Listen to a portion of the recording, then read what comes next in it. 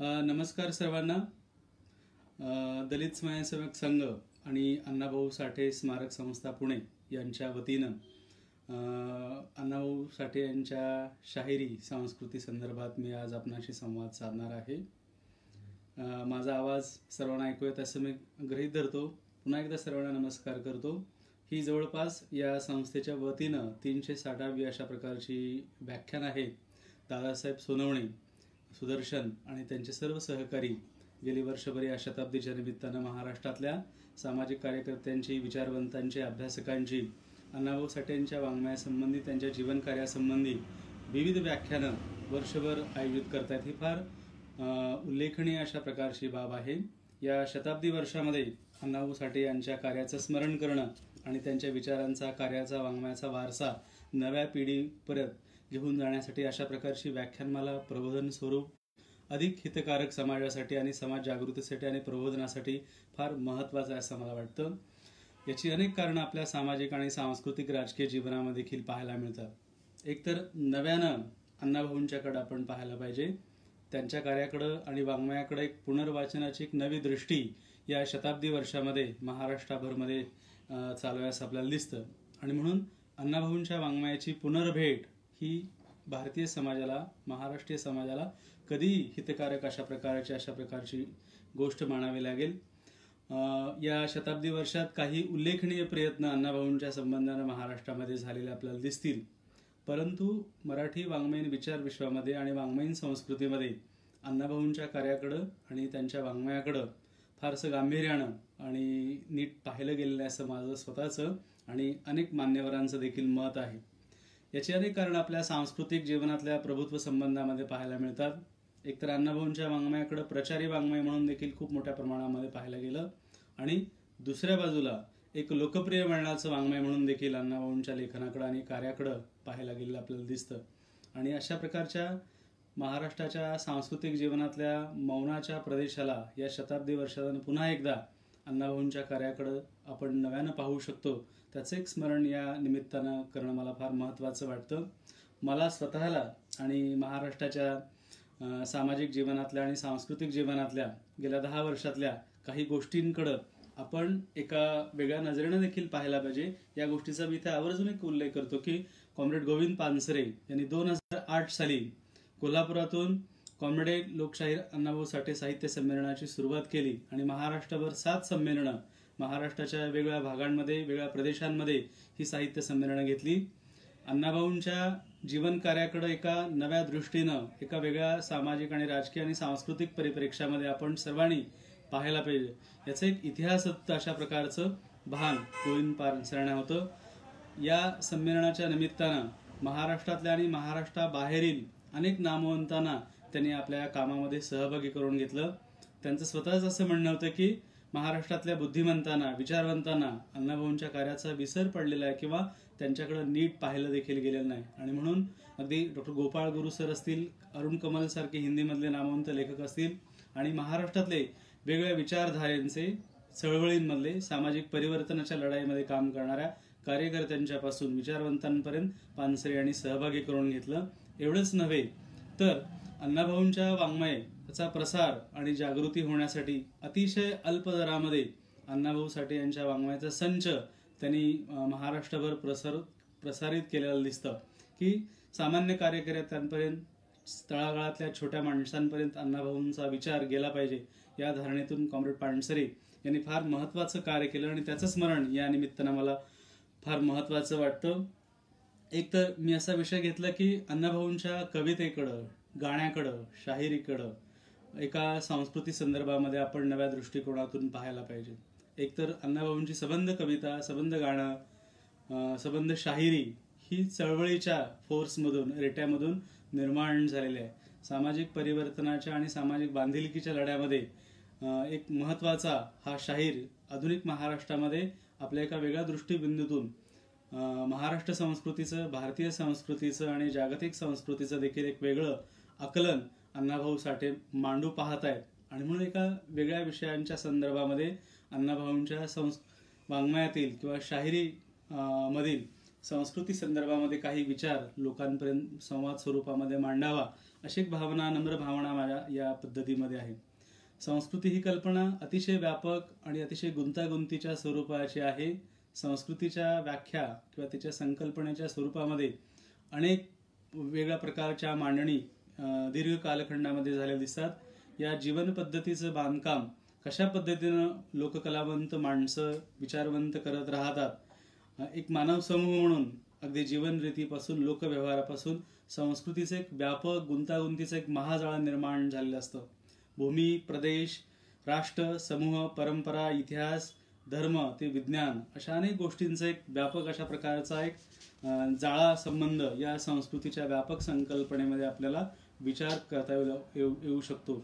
आणि म्हणून अण्णाभाऊंच्या संबंध लेखनातून संस्कृतीविषयीची त्यांची कोणती धारणा व्यक्त झालेली आहेत, संस्कृती संबंधाकडे ते कोणत्या दृष्टिबिंदूतून पाहतायत, त्यांचा वर्ल्ड व्ह्यू दृष्टिबिंदू काय आहे आणि ते आपल्या गाण्यांमधून लेखनामधून कशा पद्धतीनं मांडतायत, त्यांच्याकडे पाहण्याचे कल काय आहेत, दृष्टी काय आहेत आणि त्याची कोणती रूपं अण्णाभाऊसाठी आपल्या कवितेमधून लेखनामधून व्यक्त करतात.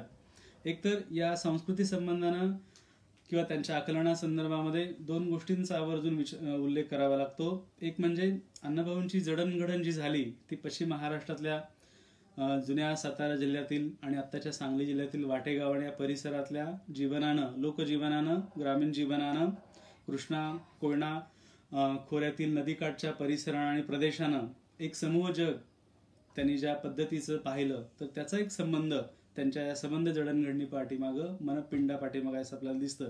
आणि म्हणून या परिसरातील सामूहिक जीवनशैली, लोकधारणा, लोकसंस्कृती, यात्रा, जत्रा, तमाशांपासून लोकजीवनाचे अनेक अंग त्यांच्या गाण्यांमधून लेखनामधून व्यक्त झाली. तर त्याचं एक भरण पोषण ग्रामीण जीवनाच्या, गावसंबंधाच्या, लोकव्यवहाराच्या अत्यंत सूक्ष्म रीतीपासून अण्णाभाऊंच्या मनावरती झालेल्या होत्या.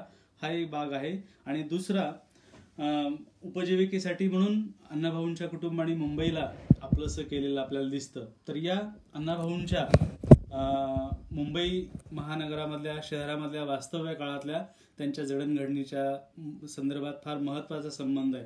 आणि या काळातल्या मार्क्सवादी जीवनदृष्टीची, सामाजिक लढ्याच्या, चळवळीतल्या आणि सामान्य जनांच्या त्यांच्या लागाबांध्यांचा खूप जवळचा संबंध आहे. एक मार्क्सवादी जीवनदृष्टीचा आणि मुंबई शहरानं त्यांना ज्या प्रकारचा सामाजिक परिवर्तनाचा विचार दिला तर या दोन दृष्टिबिंदूतून अण्णाभाऊंचा मनपिंड घडला आणि एक प्रकारचं वर्गीय आणि जातीय भानाचा एक सखोल अशा प्रकारचा विचार अण्णाभाऊंनी सतत आपल्या लेखनामधून मांडलेला होता. तर या अर्थानं अण्णाभाऊंच्या शाहिरी संबंधाकडं किंवा शाहिरी कवितेकडे जाण्याआधी या दोन दृष्टिबिंदूंचा देखील आपल्याला संदर्भ ध्यानात घ्यावा लागतो की जो त्यांच्या चरित्राशी, जडणघडणीशी, भरणपोषणाची आणि विचार केंद्राशी निगडीत अशा प्रकारचा हा संबंध आपल्याला सांगता येऊ शकतो. अण्णाभाऊंनी विपुल अशा प्रकारची निर्मिती केली, विपुल अशा प्रकारचं गद्य लेखन केलं, कथा लिहिल्या, कादंबऱ्या लिहिल्या, नाटकं लिहिली, वैचारिक स्वरूपाचं लेखन केलं. एवढंच नव्हे तर कला, साहित्य, संस्कृतीविषयी देखील त्यांचं स्वतःचं म्हणून एक वेगळं अशा प्रकारचं भान अण्णाभाऊंच्या संबंध लेखनामध्ये होतं असं आपल्याला दिसतं. एका बाजूला सामाजिक परिवर्तनाची, सामाजिक जीवनाची विपुल अशा प्रकारची चित्र अण्णाभाऊ आपल्या लेखनामधून मांडत होते. त्याचबरोबर मराठी वाङ्मयीन संस्कृतीतल्या काही लोकप्रिय धारांचा प्रभाव देखील अण्णाभाऊंच्या लेखनावरती होता असं आपल्याला दिसतं. त्यांची फकीरासारखी कादंबरी असेल किंवा माकडीचा माळ सारखी कादंबरी असेल, अनेक कथांमधून सामाजिक परिवर्तनाची त्यांनी जी चित्र रेखाटली तर ती फार महत्त्वाची अशा प्रकारची आहेत. एक प्रकारच्या इतिहासाकडं पाहण्याची दृष्टी देखील त्यांची वेगळ्या अशा स्वरूपाची होती. ती पूर्व दिव्य गौरवाची नव्हती. स्वातंत्र्य लढ्यातील वीरनायकांचं स्मरण करणं, अण्णाभाऊंनी मराठी साहित्याला काय जर दिलं असेल तर खूप झुंजार अशा प्रकारच्या नायक आणि नायिका दिल्या, वीरनायक दिलेले आपल्याला दिसतात. आणि एक प्रकारचं वंचितांच्या, सामान्य नायकांना एक हिरोईशिप देण्याचं एक महत्त्वाचं लेखनामध्ये त्यांच्या भाग दिसतो. किंवा माकडीचा माळ या कादंबरीमध्ये फिरस्त्यांचं जे एक अफाट अशा प्रकारचं जग अण्णाभाऊंच्या लेखनामधून आलं दिसतं. त्याला एक समाजशास्त्रीय दृष्ट्या महाराष्ट्रातील भटक्या जमातींचा एक मोठा थरार अण्णाभाऊने आपल्या लेखनामधून मांडला. अंधश्रद्धेच्या विरोधामध्ये असेल किंवा डॉक्टर बाबासाहेब आंबेडकरांच्या विचाराला प्रेरणास्थान मानून अण्णाभाऊंनी केलेल्या कथा वाङ्मय असेल तर एक प्रागतिक आणि परिवर्तनशील अशा प्रकारचा विचारांचा व्यूह सतत अण्णाभाऊंच्या लेखनाच्या केंद्रस्थानी आहे असं आपल्याला दिसतं. आणि या पार्श्वभूमीवरती अण्णाभाऊंच्या शाहिरीकडं किंवा कवितेकडं, गाण्याकडं आपण वेगळ्या दृष्टिकोनातून पाहायला पाहिजे. 1952 साली अण्णाभाऊ साठे यांच्या कवितांचा संग्रह प्रकाशित झाला. श्रीपाद अमृत डांगे यांची त्याला एक प्रस्तावना लाभलेली होती. श्रीपाद अमृत डांगे यांचा अण्णाभाऊचा खूप जवळचा स्नेहसंबंध होता. डांग्यांची भाषणं ऐकून ज्या राष्ट्रीय प्रेरणेनं आणि कामगारांच्या झुंजार लेखणीसाठी आपण आपलं आयुष्य अर्पण करावं अशा प्रकारची धारणा अण्णाभाऊंच्या मनामध्ये निर्माण झाली होती. तर असा एक मोठा विचारांचा, सामाजिक लढ्यांचा, कामगारांचा एक मोठा दृष्टिबिंदू अण्णाभाऊंच्या लेखनामध्ये होता असं आपल्याला दिसतं. तर अण्णाभाऊंच्या शाहिरीमधून कोणत्या संस्कृती संबंधाचं, कोणत्या संस्कृती संदर्भातलं चित्रण येत राहतं आणि त्याच्या कक्षा, त्याची व्याप्ती, त्याचा पदर, त्याचा फलक किती विस्तृत आणि विशाल स्वरूपाचा आहे याच्या काही गोष्टी आपल्याला इथं पाहता येऊ शकतात. एक म्हणजे अण्णाभाऊंच्या सबंध गाण्यामध्ये किंवा शाहिरीमध्ये कामगारांचा आणि श्रमकऱ्यांची, कष्टकऱ्यांची, सामान्य जनांची संस्कृती आहे. अण्णाभाऊ ज्या पद्धतीनं ह्या सगळ्या मानवी जीवनाकडे, मानवी संबंधाकडे पाहतात आणि त्या दृष्टिबिंदूतून आपल्या लेखनामध्ये, शाहिरीमध्ये एक मोठा त्याचा एक चित्र उभा करतात.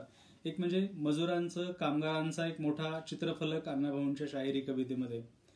अण्णाभाऊंच्या गाण्यांमध्ये महाराष्ट्रातल्या आणि महाराष्ट्राबाहेरच्या कामगारांचा एक वैश्विक अशा प्रकारचं भान व्यक्त झालेलं आहे. आणि म्हणूनच मुंबईचा गिरणी कामगार असेल किंवा त्यांनी जो गण लिहिला तो कामगाराचं स्तवन करण्यासाठी गण लिहिला, ही बाब देखील अत्यंत उल्लेखनीय अशा प्रकारची की केवळ कामगारांच्या विषयी किंवा कामगारांच्या बाजूनं गण लिहिण्याची अण्णाभाऊंची वेगळ्या अशा प्रकारची दृष्टी होती असं आपल्याला दिसतं. प्रारंभी मी आजला कर ज्याचा येथे पूजिला, ब्रह्मांडाचे उर फोडणारा, काळाची हाड फोडणारा आणि आकाश खाली ओढणारा, पाताळाचा मन अंत घेणारा, तो मी आज वंदिला. अशा प्रकारच्या एका पूज्य भावनेनं अण्णाभाऊ कामगारांच्याकडे पाहतात, श्रमकऱ्यांच्याकडे पाहतात, कष्टकऱ्यांच्याकडे पाहतात. आणि ही कष्टकऱ्यांची संस्कृती हा अण्णाभाऊंच्या शाहिरीचा एक महत्वाचा दृष्टिबिंदू आहे असं आपल्याला दिसतं. तर या अंगानं देखील अण्णाभाऊंच्या सबंध लेखनाकडे आपण कामगारांच्या, श्रमकऱ्यांच्या, कष्टकऱ्यांच्या आपण पाहायला पाहिजे. या दृष्टिकोनातून अण्णाभाऊंच्या शाहिरीमध्ये मुंबई दर्शन एक वेगळ्या दृष्टिबिंदूतून आहे. मराठी साहित्यामध्ये किंवा भारतीय साहित्यामध्ये मुंबई महानगराविषयी, मुंबईविषयी अनेक लेखकांनी, कवींनी लेखन केलं, आपल्या चित्रकारांनी चित्र काढलेली दिसतात. पण अण्णाभाऊंचा जो मुंबई महानगराकडे पाहण्याचा जो एक वेगळा दृष्टिकोन आहे तो त्यांच्या सबंध लेखनामध्ये आणि तो गाण्यामधून, शाहिरीमधून तर खूप मोठ्या प्रमाणामध्ये आहे. एक प्रकारचं एक मुंबईचं एक पर्यायी जग अण्णाभाऊ सतत दाखवत आहेत की जे बहुसंख्यांचं जग आहे. गरिबांची मुंबई अण्णाभाऊ सतत दाखवत आहेत. माणूस ही भवऱ्यावाणी मुंबईमध्ये फिरतो आहे. गरीब आणि श्रीमंतीला भेद अण्णाभाऊ सतत दाखवत आहेत. तर ह्या दोहींमध्ये जो एक द्वंद्व संबंध आहे, मजूर आणि मालक, भांडवलदार आणि कामगार, गरीब आणि श्रीमंत, तर मुंबईच्या असंख्य गल्लीबोळांचं, चौफेर गर्दीचं, भिकाऱ्यांची मुंबई, चोरांची मुंबई, गरिबांची शेंडी यम धरितो, अशा एका मानवी सहानुभावाच्या, करुणेच्या भावनेनं, गरिबांच्या दुःखांच्या, हालापेष्टेच्या आणि निराशेच्या भावनेनं देखील अण्णाभाऊ मुंबईकडे पाहतात. आणि मुंबईवरती दोन लावण्या अण्णाभाऊने लिहिलेल्या दिसतात. एक प्रकारच्या समाजद्वंद्व स्वरूपामध्ये मुंबई महानगरीचं, गिरणी कामगारांचं, कष्टकऱ्यांचं आणि सामान्य जणांचे एक जग अण्णाभाऊ आपल्या कवितेमध्ये पुन्हा पुन्हा आणतायत. तर ही मुंबईची एक वेगळी सफर आणि सामान्य माणूस त्याचा केंद्रबिंदू आहे, जो हलाखीमध्ये, कष्टामध्ये आहे, संघर्ष करणारा आहे, सतत उपजीविकेसाठी धडपडणारा अशा प्रकारचा सामान्य जन अण्णाभाऊंच्या कवितेच्या केंद्रस्थानी सतत असं आपल्याला दिसतं. आणि म्हणून मुंबई उंचावरी, मलबार हिल इंद्रपुरी, कुबेरांची वस्ती तिथं सोक भोगती, परळत राहणारे, रातंदिस राबणारे आणि मिळलं ते खाऊन घाम गाळणारे. तर हे घाम गाळणाऱ्याची एक श्रमसंस्कृती अण्णाभाऊंच्या गाण्यामध्ये, कवितेमध्ये केंद्रस्थानी असं आपल्याला दिसतं. या अर्थानं अण्णाभाऊंच्या शाहिरीतील ही श्रमकऱ्यांची आणि कष्टकऱ्यांची संस्कृती केंद्रीय स्वरूपामध्ये असं आपल्याला दिसतं. मुंबईचा झुंजार अशा प्रकारचा गिरणी कामगार, त्याचा लढाऊपणा, त्याची वीरवृत्ती, त्याचं एक पराक्रमशीलता सतत अण्णाभाऊंच्या कामगारांच्या. आणि म्हणून कामगारांचा इतिहास जरा वळून पहा. हा संघर्षाचा इतिहास आहे, हा लढाईंचा इतिहास आहे, संप आहे आणि कधीही मैदानात धावणारा हाकेला ओ देणारा, सामाजिक चळवळीमध्ये संघर्ष तशा प्रकारचा अण्णाभाऊंचा कामगार आहे. आणि म्हणून इतिहास कामगारांचा वळून जरा वाचा असं पुन्हा पुन्हा अण्णाभाऊ सांगतात. मुंबईच्या कामगार लढ्याचा एक दीर्घ इतिहास अण्णाभाऊंच्या कवनांमधून मोठ्या प्रमाणामध्ये, आणि तरी देखील ह्या मार्क्सवादी दृष्टीतून, सामाजिक चळवळीच्या दृष्टीमधून अण्णाभाऊंच्या मध्ये जे एक वर्गीय भान आलेलं होतं, आर्थिक हितसंबंधाचं भान आलं होतं, तिथला गरीब सतत पिडला जातो, शोषला जातो, दुःखीत राहतो, तर त्याची एक वंचना स्वर अण्णाभाऊंच्या गाण्यांमध्ये, कवितेमध्ये सतत आहे असं आपल्याला दिसतं. एका कवितेच्या किंवा गाण्याच्या अखेरीस देखील अण्णाभाऊ असं म्हणतात की बा कामगारा तुझ ठाई अपार शक्ती, ही नांदे मुंबई तव तळ हातावरती, ते सर्व हात पोलादी सर्व सुखे निर्मिती, परी तुला जगण्याची भ्रांती.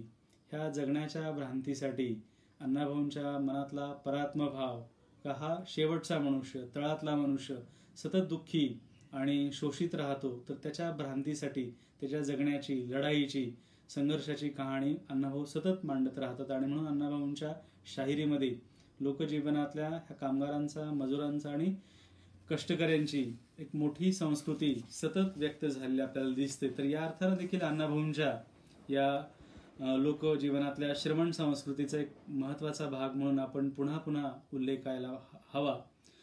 या संस्कृतीबरोबरच अण्णाभाऊंच्या शाहिरी कवितेतून एक मोठा भाग जर कोणता आला असेल तर तो एक कोणती राजकीय संस्कृती प्रकट झालेली आहे. अण्णाभाऊ स्वतः एका राजकीय पक्षामध्ये, राजकीय चळवळीमध्ये, सामाजिक चळवळीमध्ये सहभागी झालेले कार्यकर्ते होते, आणि त्याचा एक लढाऊपणा, त्यांच्या विचारदृष्टीचा, त्यांच्या राजकीय जाणीवांचा एक मोठा फलक अण्णाभाऊंच्या शाहिरी कवितेमधून पाहायला मिळतो. आणि मार्क्सवादी जीवनदृष्टीमधून वर्ग तसेच आंबेडकरांच्या विचारदृष्टीतून आलेला जातभानाचा एक मोठा पट अण्णाभाऊंच्या शाहिरीमध्ये आहे. आणि तो अगदी सहजपणानं आणि अलगदपणानं अण्णाभाऊंनी शाहिरी मध्ये मांडलेला आहे. राजकीय जाणीवांची, राजकीय विचारदृष्टीचा एक मोठा चित्रफलक अण्णाभाऊंच्या शाहिरीमध्ये. आणि म्हणून अण्णाभाऊंच्या सामाजिक चळवळीला बळ देणाऱ्या, पोषक ठरणाऱ्या स्थानिक लढ्यांच्यापासून, राज्य राष्ट्र लढ्यांपासून आंतरराष्ट्रीय लढ्याचं एक भान, विचारदृष्टीचं भान अण्णाभाऊंच्या कवितेला, शाहिरीला होतं आपल्याला दिसतं. अंमळनेरचा पोवाडा ते लिहितात. गिरणी कामगारांच्या लढ्यावरती वारंवार अण्णाभाऊ पोवाडे लिहितात. तेलंगणाचा रणसंग्राम तितक्याच पोटतिडकीनं ते मांडत राहतात. स्टालिनग्रादचा पोवाडा ते लिहितात, बर्लिनचा पोवाडा लिहितात. आणि म्हणून अण्णाभाऊंच्या कवितेला, शाहिरीमधून एका राजकीय विचारसरणीचं, मार्क्सवादी जीवनदृष्टीचं, सामान्य जनांच्या हस्तक्षेपाचं, त्यांच्या कळवळ्याचं, त्यांच्या करुणेचं, त्यांच्या मुक्तिदायी स्वप्नाचा एक मोठा पट अण्णाभाऊंच्या शाहिरीमधून व्यक्त झाला. आणि म्हणून अण्णाभाऊंच्या राजकीय विचारसरणीचा, लढ्याचा एक भाग म्हणून अण्णाभाऊंच्या कवितेत हे लढ्याचं भान सतत व्यक्त झालं आपल्याला दिसतं.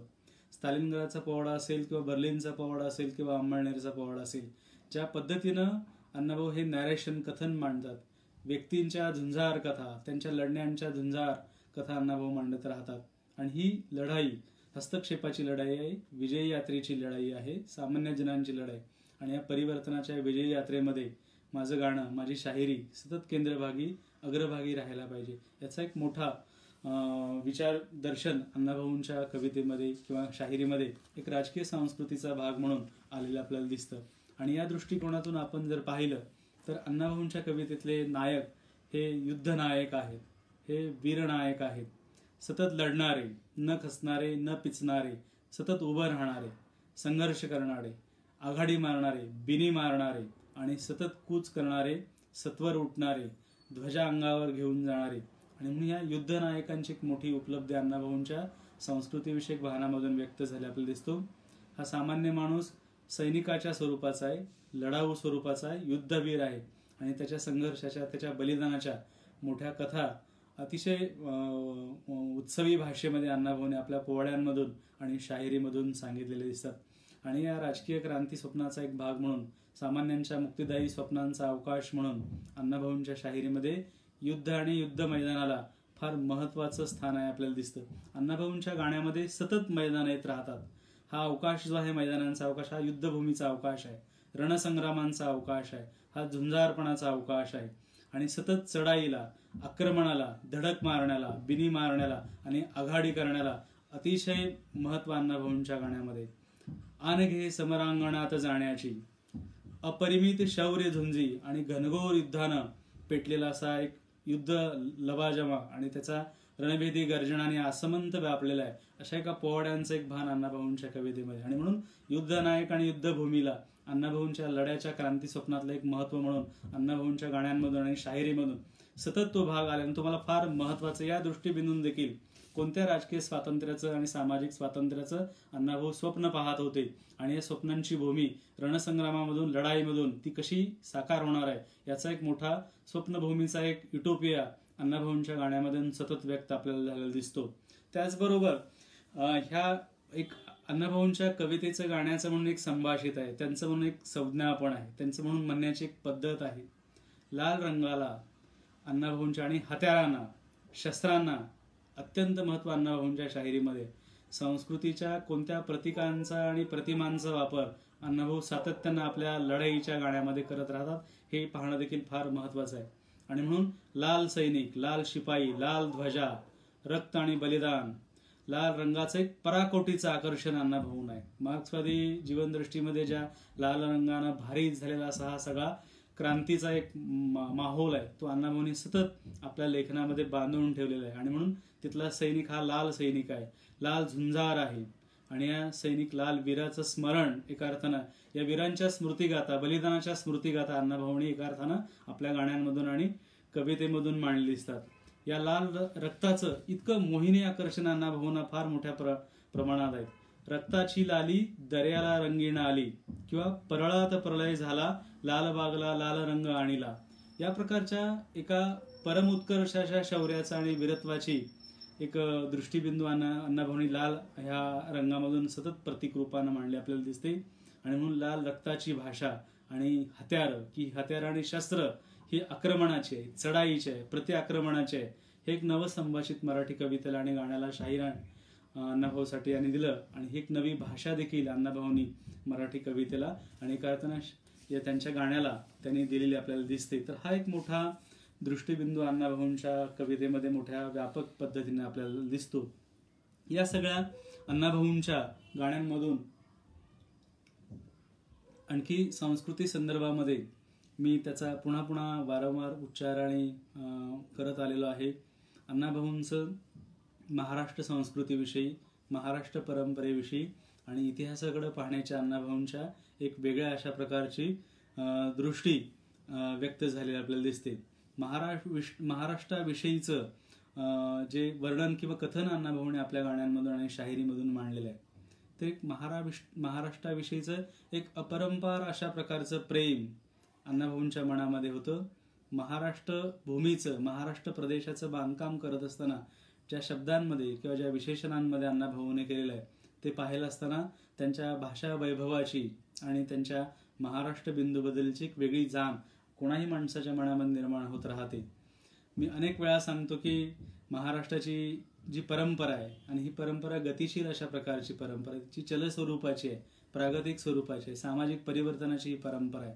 आणि अण्णाभाऊ न केवळ इतिहासाकडं पूर्वदिव्य गौरवी परंपरेने पाहत नाहीत, त्यातल्या सरंजामी परंपरेकडे पाहत नाही, त्याच्या नामस्मरणाकडे ते पाहत नाही, तर हा एक गतिशील महाराष्ट्र आहे, सामाजिक समतेमधला महाराष्ट्र आहे. आणि म्हणून महाराष्ट्र संस्कृतीकडं पाहण्याचा अण्णाभाऊंचा एक वेगळा दृष्टिबिंदू होता. दोन कवितांचा मी अनेक बार उल्लेख करतो, गोविंदाग्रजांचं महाराष्ट्र गीत आणि अण्णाभाऊंचं महाराष्ट्र परंपरा. गोविंदाग्रजांच्या कवितेतले शब्द, त्यांच्या कवितेचा संबंध स्ट्रक्चर जर आपण पाहिलं ते अतिशय महाराष्ट्राच्या गौरवाचा आणि वैभवाचा आहे.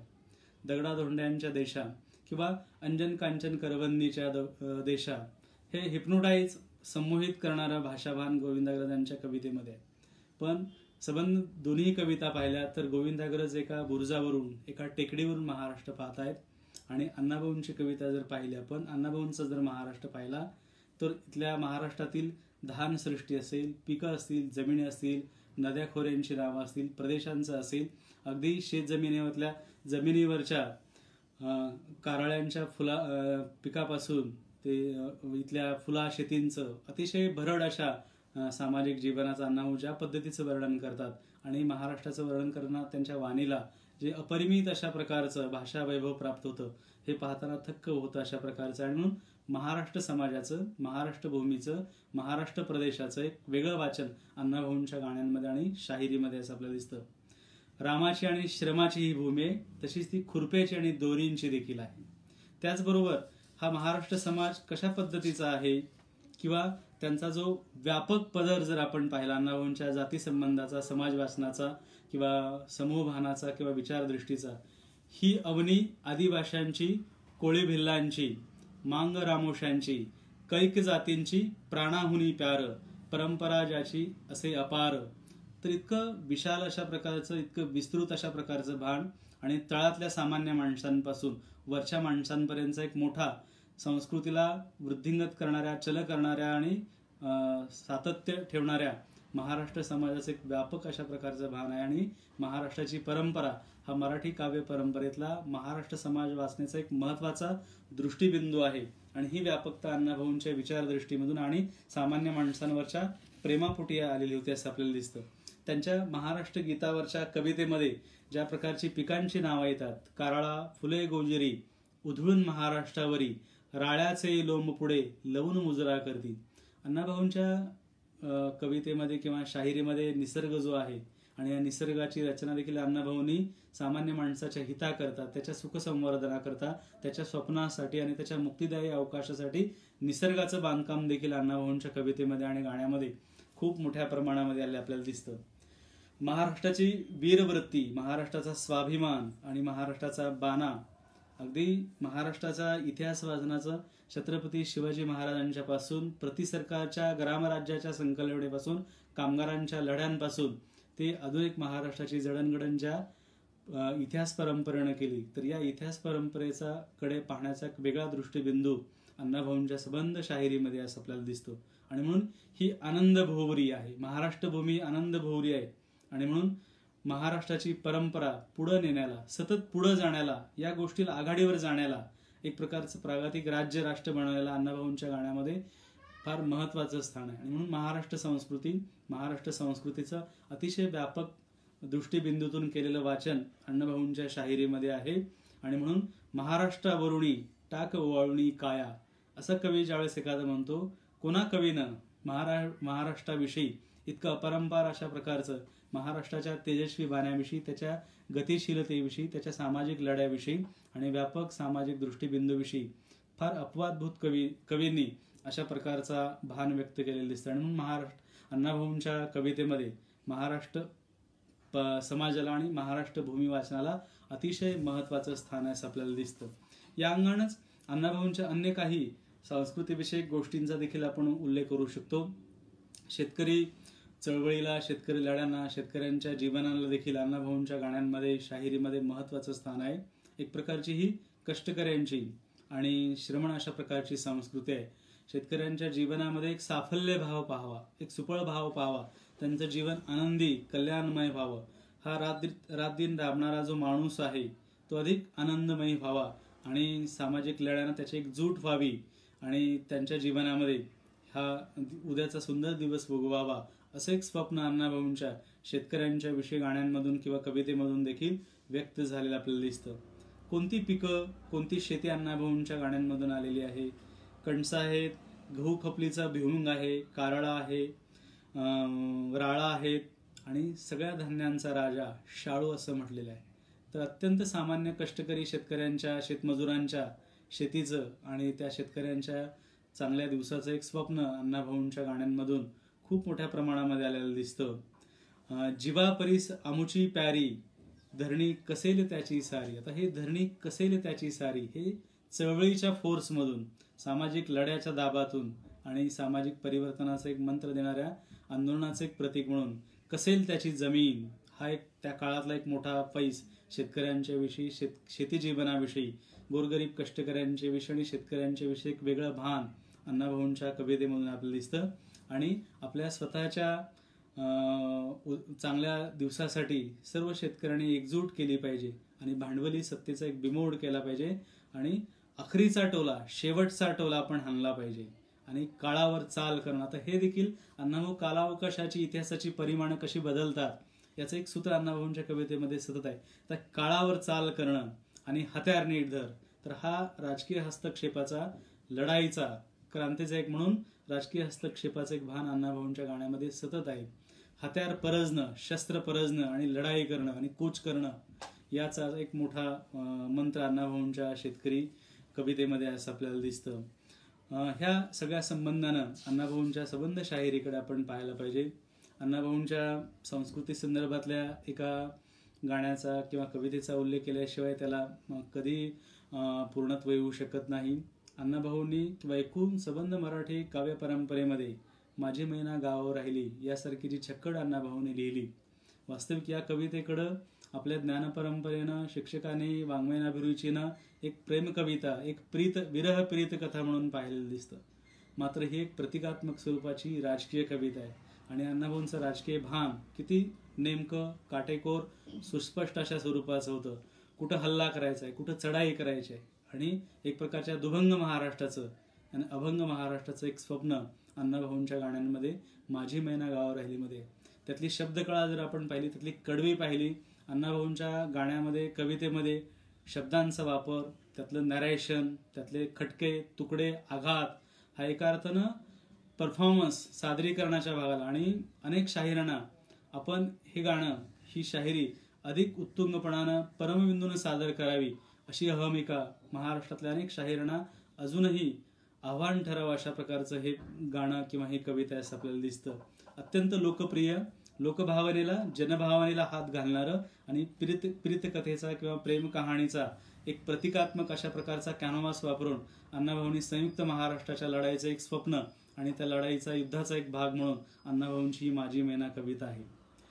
शब्दांची ज्या पद्धतीचे आरास आणि विशेषणांची खैरात त्यांनी केले, या कवितेमध्ये महाराष्ट्र संस्कृतीचं, महाराष्ट्राच्या संस्कृतीमधल्या अलंकरणांचं किंवा या महाराष्ट्र संस्कृतीच्या गुणांची छक्कड मी गायली. संस्कृतीवर अण्णाभाऊंचं इतकं अपरंपार अशा प्रकारचं प्रेम होतं आणि त्याची कृतज्ञता अण्णाभाऊंच्या शब्दांमधून, त्याच्या लयींमधून, गाण्यांच्या तुकड्यांमधून, लेहजांमधून, त्याच्या रिदममधून सतत व्यक्त होताना दिसते. तो ज्या पद्धतीनं तो नायक किंवा निवेदक आपल्या प्रतिकात्मक प्रिय रूपेला की जी तुटलेला आहे, दुभंग झालेला आहे प्रदेश महाराष्ट्रापासून, जी भूमी आहे आणि त्याकडं ज्या पद्धतीनं पाहतो, तर एक प्रकारचं खास असं महाराष्ट्र आणि मराठी प्रेम अण्णाभाऊंच्या गाण्यामध्ये. कित्येक अलंकरणांची नावं जर आपण ती पाहिली, अलीकडे उत्तम कांबळे यांनी माझी मैना एक छोटी बुकलेट किंवा पुस्तिका लिहिली देखील, पण अजूनही हे गाणं सतत एक प्रेरक लढ्याचा इतिहास, अपुरा राहिलेला राजकीय लढ्याचा इतिहास, याचं एक भान अण्णाभाऊंची कविता ही सतत देत राहते आणि संयुक्त महाराष्ट्राचं अधुरं राहिलेलं स्वप्न आणि दुभंगलेला महाराष्ट्र, ही भूमी अजून आपल्यापासून अलग राहिलेली आहे, विलग राहिलेली आहे आणि एक पराकुटीचं एक दुःख आणि एक प्रकारची दुःख भावना अण्णाभाऊंच्या या गाण्यामध्ये. माझ्या जीवाची होती काहिली, तर ही काहिली संबंध महाराष्ट्र भूमीची काहिली, एक महाराष्ट्रापासूनचा भाग अजून अलग राहिलेला आहे, त्याबद्दलची एक वंचना, त्याबद्दलचं एक दुःख, त्याबद्दलचा एक कैवार अण्णाभाऊंच्या शाहिरीमध्ये. आणि म्हणून अखेरील ते ज्या पद्धतीने सांगतात की आता वळू नका, रणी पळू नका, कुणी चळू नका, बिनी मारायचे राहिले, तर अजूनही बिनी मारायची राहिलेली आहे.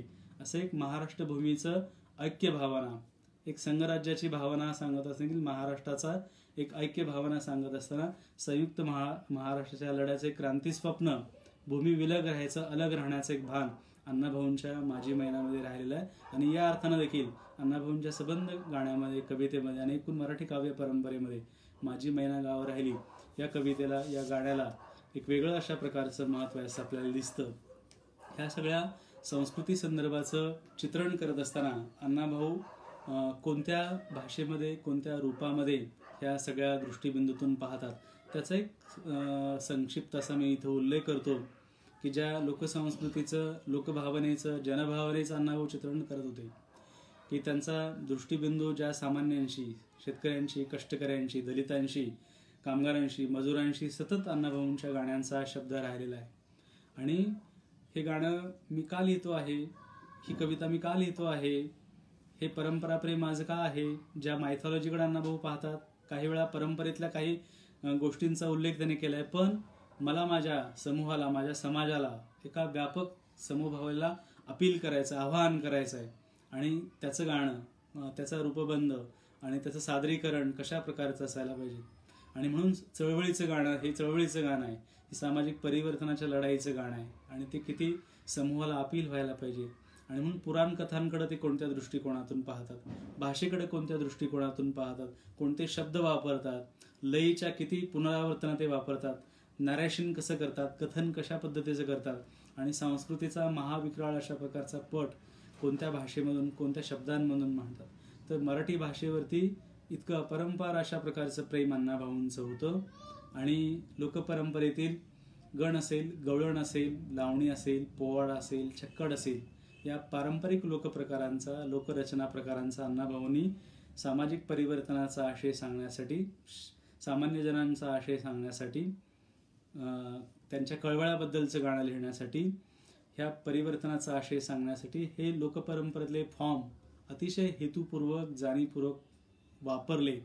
अनेक शाहिरांनी अण्णाभाऊंची ही शायरी वाहती ठेवली आणि आज देखील तिला एक वाहते पण आपल्या सामाजिक जीवनामध्ये पाहायला मिळतं. ती विरून गेलेली नाही, ती वाचण्याची कविता नाही, ती ऐकण्याची कविता आहे. आणि ती प्रेरक स्वरूपाची, लढाईचं भान देणारी ती कविता आहे. आणि म्हणून एकात्म अशा स्वरूपाचा, एकमय अशा प्रकारचा समाज भावना वृद्धिंगत होण्यासाठी भाषेचा रूपबंध आणि लोक परंपरेतले कोणते रचना प्रकार किंवा रचनाबंध अण्णाभाऊ हाताळतात हे पाहणं देखील अतिशय महत्त्वाचं आहे. आणि एक सृजनशील आणि कल्पक अशा कल्पशीलतेचा देखील अण्णाभाऊंचा हा भाग आहे.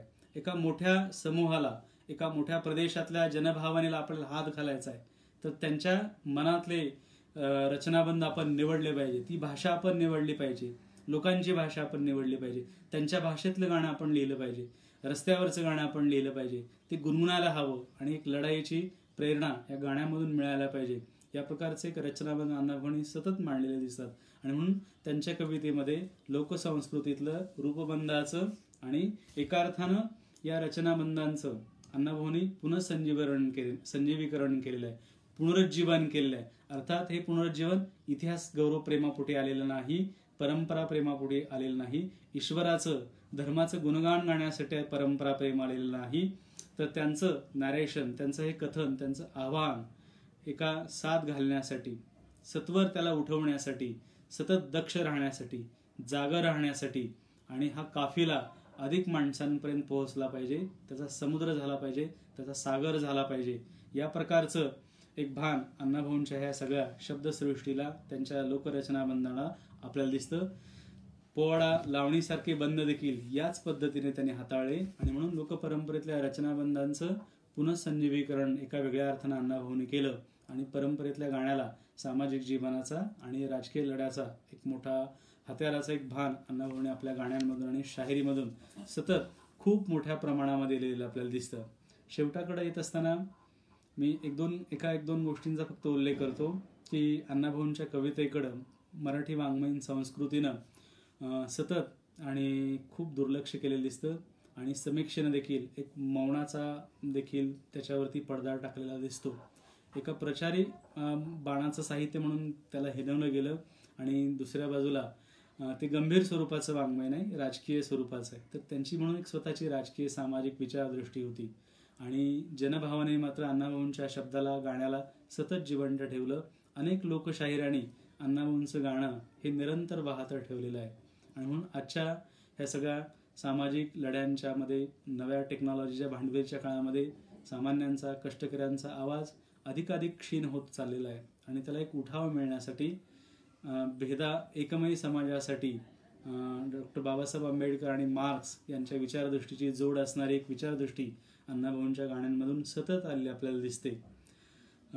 साळुंके याने एका भाषणामध्ये अण्णाभाऊंच्या संबंधामध्ये असं म्हटलं होतं की अण्णाभाऊंच्या व्यक्तिमत्वामध्ये एका बाजूला धगधगणारा ज्वालामुखी सतत खतखततो आहे, आणि त्याचबरोबर त्यांच्यामध्ये करुणाशील जलाशयाचा एक समन्वय आहे. तर ज्वालामुखी आणि जलाशय याचा एक समन्वय अण्णाभाऊंच्या संबंध व्यक्तिमत्वामध्ये, विचारदृष्टीमध्ये, वाङ्मयामध्ये, गाण्यामध्ये आपल्याला पाहायला मिळतो. आणि अण्णाभाऊ सतत कोणत्या संस्कृती संबंधानं, कोणत्या संस्कृतीबद्दल बोलत राहतात, कशाबद्दल बोलत राहतात, कुणाबद्दल बोलत राहतात, कुणाबद्दल कूच करायचे आहे, कुणाबद्दल लढाई करायची आहे, कुणाबद्दल संघर्ष करायचा आहे. आणि मानवमुक्तीच्या या लढ्यामध्ये सामान्य माणसांबरोबरचा सांस्कृतिक संदर्भ सतत अण्णाभाऊंच्या शाहिरीमध्ये, गाण्यामध्ये आहे. आणि त्याचा एक मोठा राजकीय, सामाजिक, एक विशाल अशा प्रकारचा पदर सतत अण्णाभाऊने आपल्या शाहिरीमध्ये जतन आणि जपून ठेवलेला दिसतो. आणि हे गाणं अधिक उठावशील महाराष्ट्रामध्ये पुढं वाहत राहावं, त्याला अधिक बळ मिळावं, कष्टकऱ्यांच्या सामान्यांच्या लढाईला अण्णाभाऊंच्या गाण्यानं सतत प्रेरणा द्यावी, असा एक सद्भाव मी व्यक्त करतो. त्यांनीच एका कवितेमध्ये म्हटल्याप्रमाणे की लोकशाहीचं नंदनवन करण्यासाठी आणि ही ऐक्यभूमी अधिक विस्तारित करण्यासाठी, ती वाहती ठेवण्यासाठी अण्णाभाऊंचा शब्द, अण्णाभाऊंचं गाणं सतत आम्हाला प्रेरक देईल असं मला विश्वास वाटतो आणि तो द्यावा. आणि तरुण पिढीनं देखील आणि अण्णाभाऊंच्या गाण्याकडे एका नव्या नजरेनं, नव्या डोळ्यांनी पाहायला पाहिजे, अशा प्रकारचा एक सद्भाव व्यक्त करतो. आणि दलित स्वयंसेवक संघाला मला महाराष्ट्रातल्या इतक्या सगळ्या सुदूर पसरलेल्या लोकांशी, कार्यकर्त्यांशी, वाचकांशी अण्णाभाऊंच्या शाहिरी मी बोलण्याची संधी दिली, त्याबद्दल मी संयोजकांचे आभार मानतो, आपल्या सर्वांचे आभार मानतो आणि थांबतो. धन्यवाद.